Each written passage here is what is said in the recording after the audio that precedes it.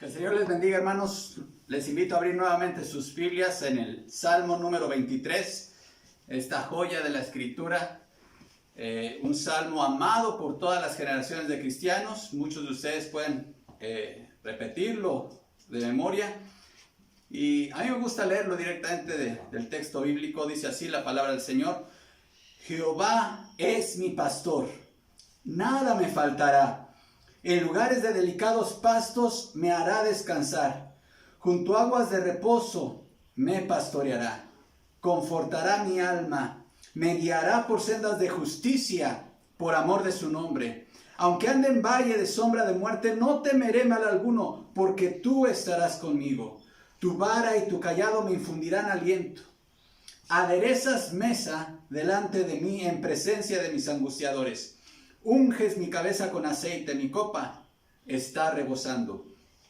Ciertamente el bien y la misericordia me seguirán todos los días de mi vida, y en la casa de Jehová moraré por largos días. Amén. Oremos. Padre, gracias te damos por esta maravillosa seguridad que encontramos en el Salmo 23.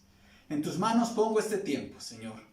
Tiempo trascendente en este culto, Señor, en este día que es la exposición de tu palabra. Entiendo la importancia y la responsabilidad detrás de este momento, Señor, y por eso me encomiendo a tu gracia y a la dirección de tu Espíritu Santo, en Cristo Jesús. Amén. La palabra de Dios, hermanos, es maravillosa y como todos sabemos, este pasaje no necesita de presentación. Muchos de ustedes, como decía hace un momento, lo pueden recitar de memoria, pero encontré esta versión poética de este salmo en un himnario antiguo español llamado el Salterio Poético. Es del siglo XVIII y esto lo encontré en un libro de Carlos Spurgeon llamado El Tesoro de David. Escuche esta versión poética del Salmo 23.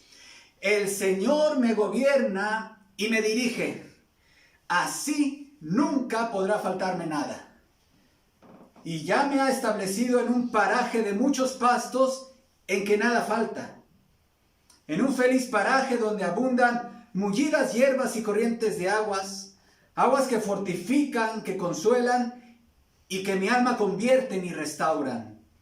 Me condujo a las sendas deliciosas que a la justicia guían y a la patria. Y esto lo hizo por gloria de su nombre, del nombre santo que mis labios cantan. Porque, Señor, si entre las negras sombras de la pálida muerte me encontrara, sin temer ningún mal, firme andaría, porque tú estás conmigo y me acompañas. Ese báculo mismo que me rige, esa severa y saludable vara con la que sueles piadoso corregirme, es lo que más consuela mi esperanza. Para mí, y a vista, preparaste una mesa terrible, una muralla que me resguarda de los enemigos, que me persiguen con tan fiera hazaña. Y mi cabeza untaste con aceite, mejor que los perfumes de la Arabia. ¡Ah! ¡Qué admirable es! ¡Cuánto bendigo ese cáliz de amor con que me embriagas! Y espero que tu gran misericordia me ha de seguir cuanto mi vida alcanza, para que habite en tu mansión divina los venturosos días que no acaban. Esta joya bíblica, ¿cuál es su tema? ¿De qué trata el Salmo 23, hermanos? Bueno, la primera frase nos puede decir y puede ser considerada el resumen de todo el Salmo. Jehová es mi pastor, nada me faltará. De eso trata el Salmo 23. El resto del Salmo solamente es un desglose de esas necesidades que nuestro pastor ha cubierto. Y hermanos, es que aquella oveja de Jesús tiene cubiertas todas las necesidades básicas, todo lo que necesitas tú para una vida feliz y plena y en una correcta relación con Dios, están cubiertas si Jesús es tu pastor. Las necesidades físicas, las necesidades mentales y emocionales, las necesidades también en cuanto a lo que necesitamos frente a los peligros. Pero esta última parte del Salmo 23 nos habla de las necesidades más importantes que están cubiertas si Jesús es tu pastor, que son las necesidades espirituales.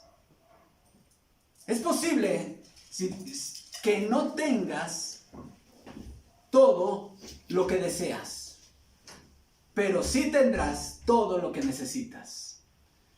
Es posible que no vayas a tener todo lo que deseas, pero sí vas a tener todo lo que necesitas. Nada te faltará en todos estos rubros, hermanos. Y en la última parte del Salmo 23, hermanos, y yo leo a partir del versículo 5 y 6, nos habla de que si Jesús es tu pastor, están cubiertas las necesidades más importantes. ¿Cuáles son las necesidades más importantes del ser humano? Podemos citar de inmediato el alimento, un techo, una familia, el acceso a salud, el acceso a servicios básicos. Y es verdad, sin la cobertura de esas necesidades, uno no puede tener una vida considerada mínimamente digna. Pero por encima de esas necesidades está la necesidad espiritual. La necesidad más importante del ser humano es la de tener una correcta relación con su Creador. Y hay tres realidades, tres verdades que estos dos últimos versículos nos hablan acerca de la seguridad de que si Jesús es tu pastor, si Jesús es nuestro pastor, estas necesidades espirituales están cubiertas. Si Jesús es tu pastor, nada te faltará en cuanto a las realidades espirituales, en cuanto a las necesidades espirituales. Y la primera verdad que este Salmo 23 nos dice acerca de cómo Dios ha cubierto las necesidades espirituales de sus ovejas, es que Dios te ha aceptado. Voy a leer el versículo 5 en esta versión. Dice: dispones ante mí un banquete en presencia de mis enemigos. Ahora, hermanos, en nuestro lenguaje evangélico, nosotros hemos abrazado expresiones que no corresponden a una adecuada teología. Y quiero dejar algo muy en claro el día de hoy, hermanos. El tema de la salvación de nuestra alma no se trata de que nosotros aceptemos a Dios, sino se trata de que Dios nos acepte a nosotros. ¿Escuchó esta frase, hermano? La salvación de nuestra alma no se trata de que nosotros aceptemos a Dios, sino que Dios nos acepte a nosotros. Dios no fue el que se descarrió, y nosotros no somos los que imponemos las condiciones para una correcta relación de Dios con Dios. Dios no tiene ninguna necesidad de ser aceptado por los seres humanos. Somos los seres humanos los que estamos en necesidad de ser aceptados por Dios. Ahora, esta frase del versículo 5 del Salmo 23, dispones ante mí un banquete, cuando nosotros no hemos entendido correctamente la revelación divina en cuanto a la santidad de Dios, podemos decir: qué maravilloso, cómo Dios dispone un banquete, hermanos, pero aquí se habla de una imposibilidad, de un imposible. El Dios santo, 3 veces santo, no puede tener comunión, hermanos, con seres humanos que hemos pecado, que hemos violado su ley. Su santidad obliga a Dios no a disponer un banquete para nosotros. La santidad de Dios lo obliga y lo lleva a rechazarnos y a no tener cercanía con los seres humanos. Ahora, ¿cómo hizo Dios posible lo imposible? Es decir, ¿cómo hizo Dios que Él desee y haya disponernos una mesa de banquete e invitarnos a ella? La respuesta está en la cruz. La única forma en la cual tú y yo podemos acceder a una comunión, a una amistad con Dios, es que nuestros pecados sean perdonados. Ya hemos dicho, hermanos, Dios no creó al hombre pecador. Dios creó al hombre en un estado de inocencia, pero lo sometió a una prueba. Al primer humano, al representante de la raza humana en el huerto del Edén, a Adán, lo sometió Dios a una prueba y le dio una orden. No comerás del fruto del árbol que está en medio del huerto, porque el día que de él comas, ciertamente morirás. Nuestra relación de amistad quedará afectada, terriblemente afectada. Y todos conocemos que nuestro representante de toda la humanidad en Edén desobedeció a Dios. Y eso trajo una terrible tragedia a la humanidad. Y de ahí todos sus descendientes hemos desobedecido, hemos seguido el mismo ejemplo de Adán. De hecho, nacimos, ya venimos a este mundo ya con una naturaleza que nos impulsa a lo malo, más que a lo bueno. Y por eso cada uno de los seres humanos somos responsables ante Dios por desobedecer su ley. Pero Dios puso una solución a ello. Y eso fue la cruz de Cristo. Dios mismo se encarnó, envió a su Hijo, lo hizo hombre, y Jesucristo en su humanidad cumplió la ley. Y ahora Jesucristo se convirtió en nuestro representante ante Dios.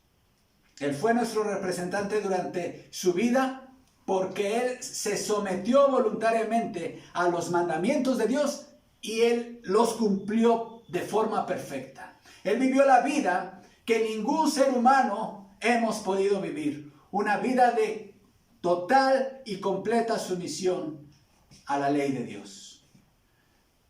Con esa justicia, con esa obediencia perfecta, hemos de ser revestidos tú y yo a través de la fe en Cristo.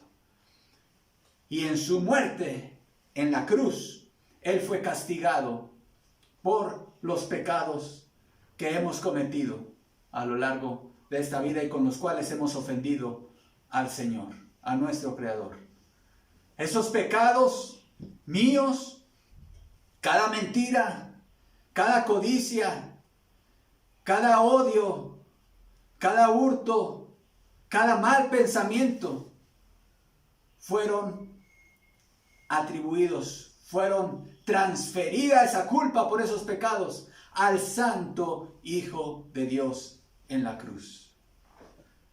Así que fue en la cruz del Calvario en la cual Dios hizo posible lo imposible. Ningún pecado de ningún ser humano quedará impune. O fueron castigados en la cruz de Cristo el día que Él murió crucificado, o serán castigados por toda la eternidad por aquellos que rechazaron el mensaje del Evangelio y que no recibieron la oferta de la salvación. Así que, de esa manera, si aquellos que han lavado sus pecados en la sangre de Cristo Jesús y han creído en su Evangelio y le han dicho a Jesús, me arrepiento de mis pecados, creo que tú moriste por mí en la cruz, te entrego mi vida. Aquellas personas que han puesto su fe en Jesucristo, Dios los invita, los hace sus ovejas y los invita y les ha preparado un banquete y ahora puede tener comunión con ellos. Dios nos ha declarado justos en la cruz de Cristo y por eso se ha eliminado aquello que impedía que tú y yo cenáramos en la mesa de Jesús, en la mesa del Rey.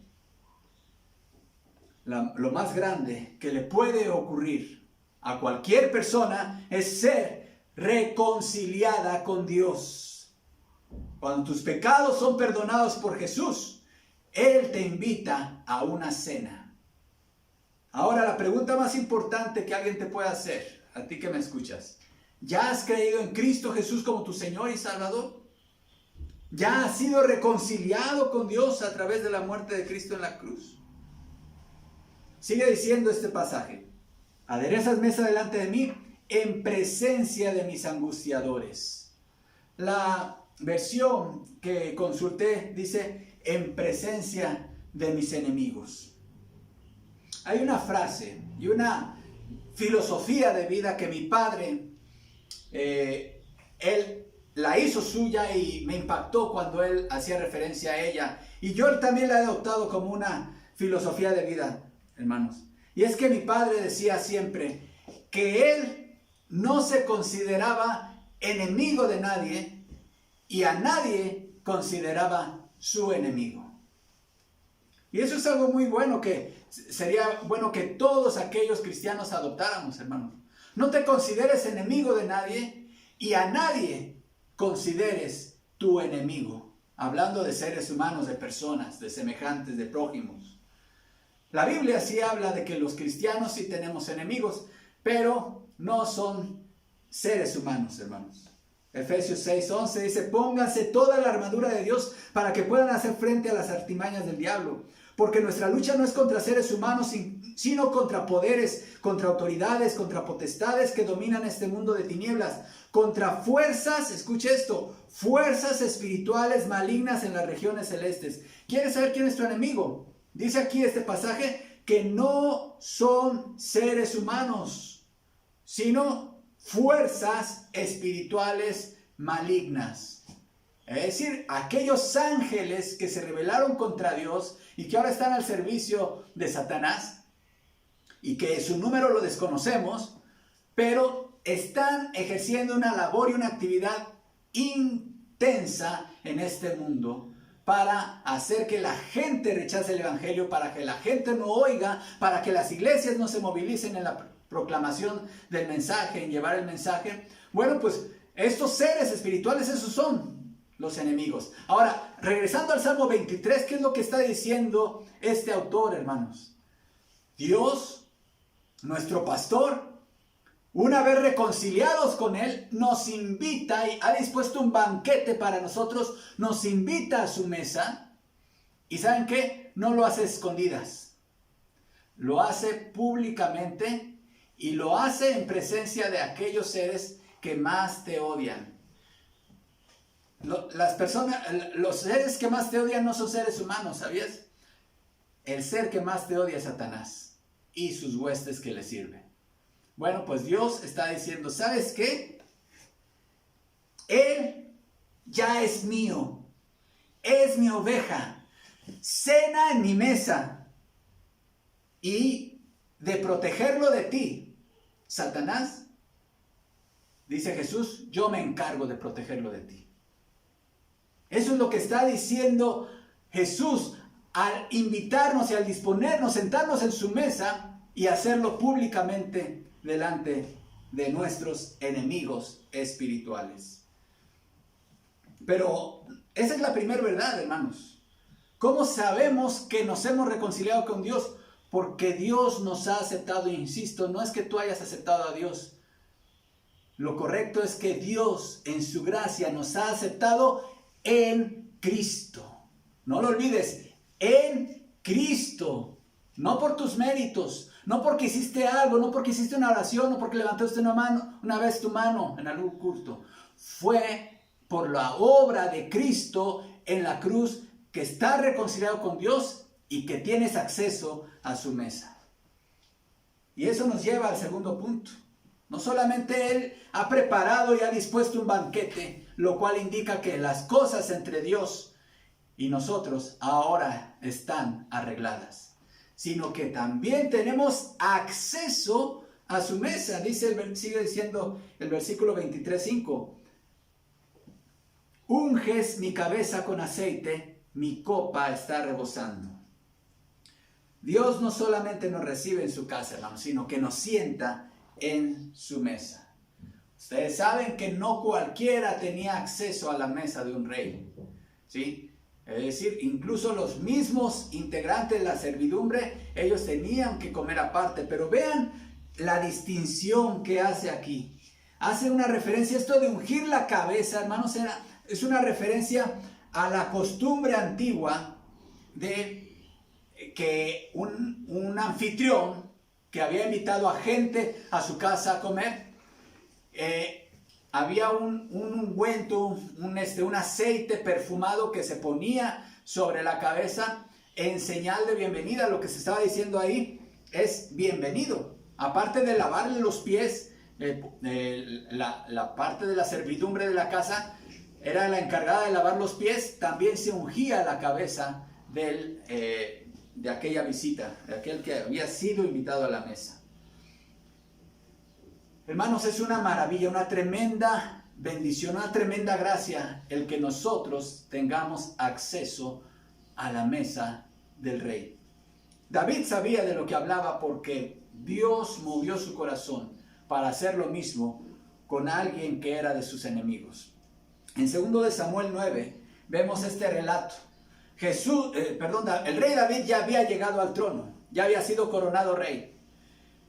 Y había Dios decretado que se exterminara la casa de Saúl, el rey anterior, el rey que Dios había destituido y que Dios había dicho nunca se levantará de su descendencia rey de Saúl. Pero había quedado un descendiente del rey Saúl, y este hombre, Mefiboset, cuando estaban exterminando a toda la familia de Saúl, una criada, cuando era bebé, Mefiboset lo llevaba en sus brazos, estaba huyendo con el niño se le cayó y quedó pues lesionado de la cadera, quedó discapacitado y quedó cojo Mefiboset. Pasó el tiempo y Mefiboset creció, y un día David dijo: ha quedado alguien de la familia de Saúl a quien yo le haga misericordia. Y dice: sí, está Mefiboset. Dice: tráiganlo. Y noten este relato. Entonces el rey preguntó: ¿dónde está? Y Siba respondió al rey: he aquí está en casa de Maquir, hijo de Amiel, en Lodebar. Entonces envió el rey David y le trajo de la casa de Maquir, hijo de Amiel, de Lodebar. Y vino Mefiboset, hijo de Jonatán, hijo de Saúl, a David, y se postró sobre su rostro e hizo reverencia. Y dijo David: Mefiboset. Y él respondió: he aquí tu siervo. Y le dijo David: no tengas temor, porque yo a la verdad haré contigo misericordia por amor de Jonatán tu padre, y te devolveré todas las tierras de Saúl tu padre, y tú comerás siempre a mi mesa. Noten esto: tú comerás siempre a mi mesa. E inclinándose dijo: ¿quién es tu siervo para que mires a un perro muerto como yo? Entonces el rey llamó a Siba, siervo de Saúl, y le dijo: todo lo que fue de Saúl y de toda su casa yo lo he dado al hijo de tu señor. Tú pues le labrarás las tierras, tú con tus hijos y tus siervos, y almacenarás los frutos para que el hijo de tu señor tenga para comer. Pero Mefiboset, el hijo de tu señor, comerá siempre a mi mesa. Hermanos, tú y yo éramos enemigos de Dios, y ahora Dios nos sienta a su mesa. El día de hoy, hermanos, participaremos de la cena del Señor. Piensa en esta verdad cuando estés participando del pan y del jugo de la vid. Tú y yo éramos enemigos, éramos ese Mefiboset, ese perro muerto.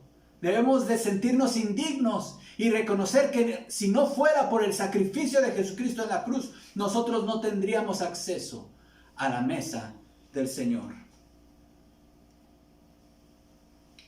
No hay cosa más maravillosa que ser reconciliado con Dios, hermanos. En una ocasión, un joven que se había ido de su casa como el hijo pródigo, en malos términos, enojado con sus padres y con su familia, se fue a vivir de forma impía. Él había decidido regresar a su casa, y antes de abordar el tren, escribió una carta y les dijo: voy de regreso a casa. Les pido perdón por todo el daño que les he ocasionado, pero solo entraré a su casa si ustedes me han perdonado, les escribió a sus padres.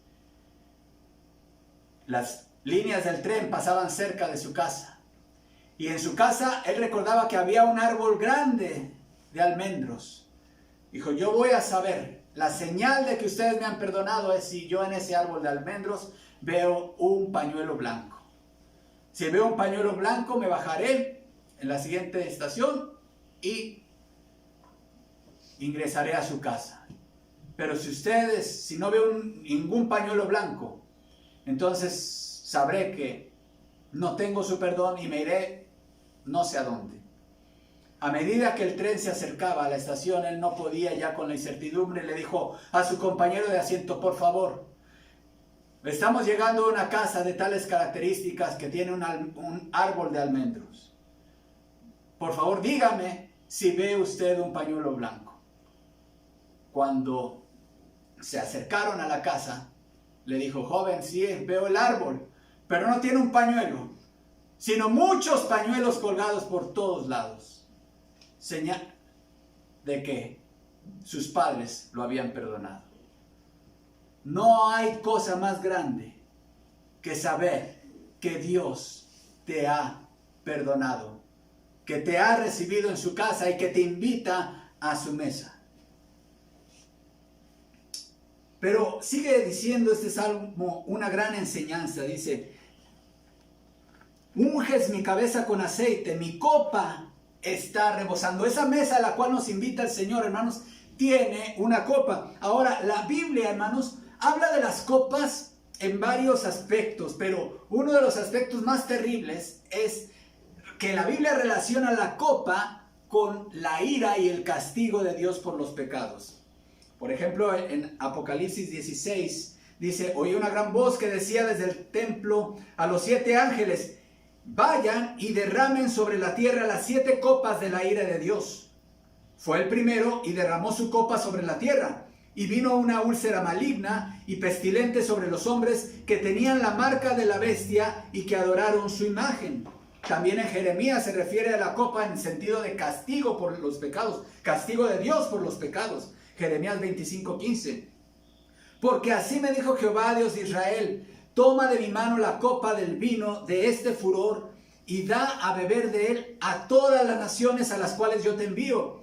Y tomé la copa de la mano de Jehová y di de beber a todas las naciones a las cuales me envió Jehová.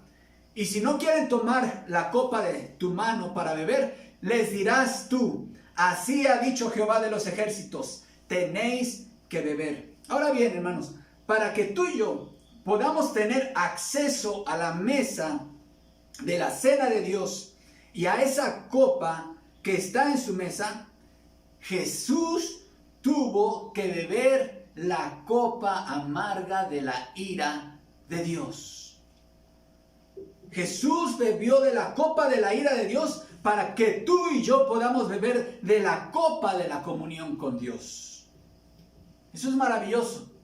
Cada vez que nosotros participemos del jugo de la vid, como lo vamos a hacer más adelante, hermanos, cuando tengas el jugo de la vida en tu mano, a continuación que bebamos de él, hermanos, piensa que Jesús tuvo en su mano la copa de la ira de Dios por tus pecados y los míos, y la bebió hasta el fondo. La bebió hasta el fondo. Pero, hermanos, este salmo concluye de una manera magistral y sigue diciendo: ciertamente el bien y la misericordia me seguirán todos los días de mi vida, y en la casa de Jehová moraré por largos días. ¿Cuánto durará esta amistad con Dios, hermanos? Cuando alguien se reconcilia con Dios, hermanos, no existen cláusulas de terminación. Dios no te dice: bueno, ya estás reconciliado conmigo, pero ten cuidado, porque esto puede un día terminar. Dios no hace eso. Dios ha garantizado todo, y esto es algo por lo cual debemos de glorificar al Señor, hermanos. Dios ha decretado todo y ha garantizado todo para que esta relación de amistad no termine nunca. Nunca, incluso trascienda por la eternidad. Dice esta frase: todos los días de mi vida. Mientras estemos en este mundo, hermanos, aunque ya disfrutamos y ya es una realidad la amistad con Dios a través de la obra de Cristo en la cruz, hermanos, todavía estamos expuestos a nuestra propia debilidad.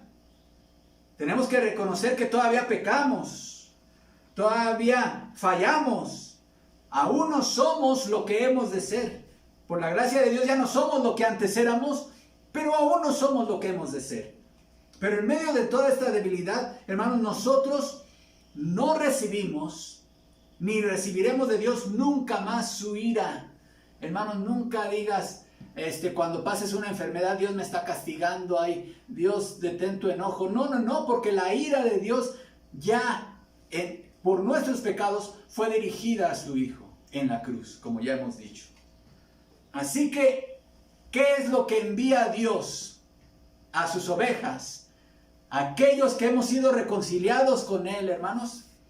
Dios nos envía su bien y su misericordia. Y ellas nos siguen. Nosotros no tenemos que estarlas persiguiendo. No tenemos que estar persiguiendo el bien y la misericordia de Dios, hermanos. Tratar de conseguirlas, tratar de comprarlas con méritos. Ellas nos siguen a nosotros. Dios nos envía su bien y su misericordia, no su ira, todos los días de nuestra vida. Así como los que padecen hipertensión arterial necesitan tomar diariamente una dosis, la que el médico les haya prescrito, de captopril, de losartán, de lo que sea que estén tomando para regular su presión, hermanos. Las ovejas de Dios necesitamos todos los días nuestra dosis del bien y de la misericordia de Dios. Por eso, Jeremías en el libro de Lamentaciones dice: nunca decayeron sus misericordias, nuevas son cada mañana. Dios nos da nuestra dosis diaria de su bien y de su misericordia. Hoy domingo, Dios tiene garantizado su dosis diaria de bien y de misericordia para cada uno de nosotros, hermanos. ¡Qué maravilla! ¡Qué bendición! Pero hay otra dimensión de la duración de esta amistad con Dios. Y es que dice: en la casa de Jehová moraré por largos días. Esto de largos días, hermanos, no se refiere a días extensos o a muchos días o a una cantidad limitada de días. Es una expresión poética para referirse por toda la eternidad, sin fin, para siempre. Y es que, hermanos, nuestra relación con Dios no concluye el día que morimos. Eso es algo maravilloso también, es un pensamiento hermoso. ¿Cuál es esta casa de Jehová de la que habla este Salmo 23? Es la misma de la que habló Jesús en su sermón en el aposento alto en Juan 14. Dice Jesús a sus discípulos: en la casa de mi Padre muchas moradas hay, si así no fuera yo lo hubiera dicho. Voy pues a preparar lugar para ustedes. Y si me voy y les preparo un lugar, vendré otra vez y los tomaré conmigo, para que donde yo estoy, ustedes también estén. La casa de mi Padre que habló Jesús es justamente esta casa de Jehová, hermanos. Esa mansión eterna y gloriosa con la cual disfrutaremos de su presencia por toda la eternidad. Hermanos, esto es algo maravilloso. Jesús, en su carta a los Corintios, hablando el apóstol Pablo sobre el tema de la resurrección, él dijo: si nuestra esperanza en Cristo solamente es para esta vida, entonces los cristianos somos la gente más digna de lástima. ¿Se dan cuenta de la profundidad de esta frase, hermanos, del apóstol Pablo?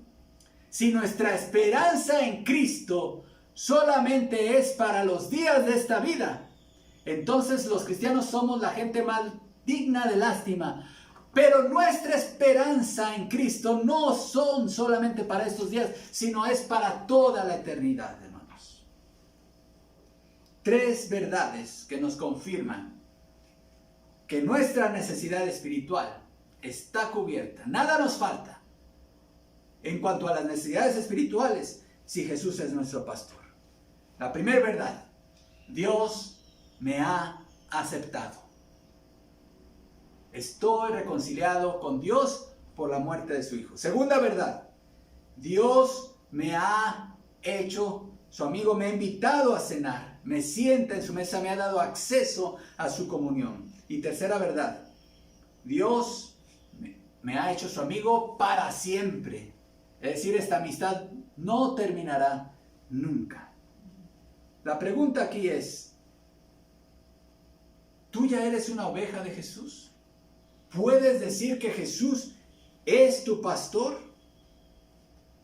¿O prefieres seguir siendo tú mismo tu propio pastor? Si tú eres tu propio pastor, te aseguro una cosa, tu vida va a estar llena de insatisfacciones, va a estar llena de necesidades y de infelicidad. Pero si Jesús es tu pastor, nada te faltará. No te faltarán pastos, no te faltará agua, no te faltará el confort, la restauración de tu alma, no te faltará la protección en el valle de la sombra de la muerte y sobre todo no te faltará nada en lo que a tu vida espiritual se refiere. Gozarás para siempre de una relación y de una amistad con Dios. Oremos. Padre, gracias por tu palabra. Gracias por estas verdades maravillosas que nuestra mente apenas se alcanza a vislumbrar. Son profundas, Señor. Pero gracias porque entendemos que después de haber sido tus enemigos, ahora tú has preparado un banquete para nosotros, Señor. Nos has dado acceso a tu mesa. Nuestra copa no solamente está llena, sino que rebosa. Y tenemos acceso a esa copa de comunión, Padre, porque tu Santo Hijo, en obediencia a ti, Señor, bebió la copa de tu santa ira por nuestros pecados. Gracias por esta hermosa verdad, Señor. Gracias porque esta relación de amor y de amistad que tú has provisto con nosotros, Señor, nunca terminará. Ni lo alto, ni lo bajo, ni principados, ni potestades, ni la muerte, ni la vida, ni ninguna otra cosa creada nos podrá separar del amor de Dios que es en Cristo Jesús, Señor nuestro. A ti la gloria, a ti la honra. En Cristo Jesús. Amén.